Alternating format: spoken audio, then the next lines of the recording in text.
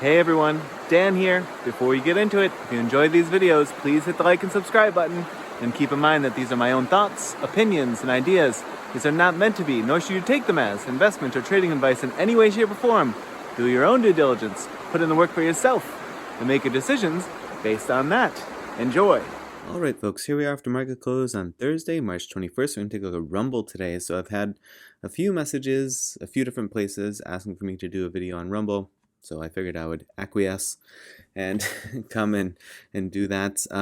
We do see a nice push here off of this 333 low through some levels that I put on the chart here, and finishing the day at 772.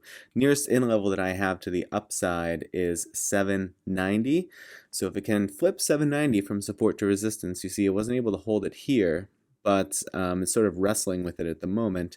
852 would be the next strong level that I see, 955 and 1015. Some of these levels have a big percentage gap in between them, so just be aware there's likely some more granular levels. Like at this one here, it's probably level about 886, but I tried to not put in too many levels as to not make it too cluttered. Now if it does continue to pull down, similarly, there's a level here around 735, 737, but the strongest level that I have below that, 692, 625, and then 525. Pretty thin price action in this area, but maybe something here again just under that $6 level.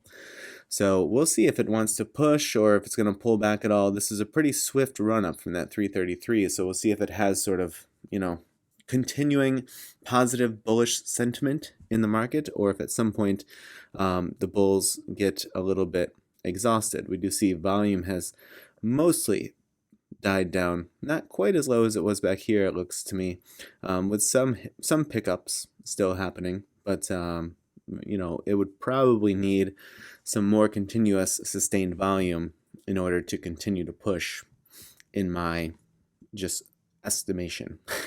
So on the think or swim side of things, we do see a few trigger and fires here. Trigger, fire, nothing happened, re-trigger, refire, and then it finally pushed out of the bottom of the channel, and then big push up out of the upper bound of the channel, spent quite a few days outside the channel, came back in, tested the mid-range, and that's where we are right now.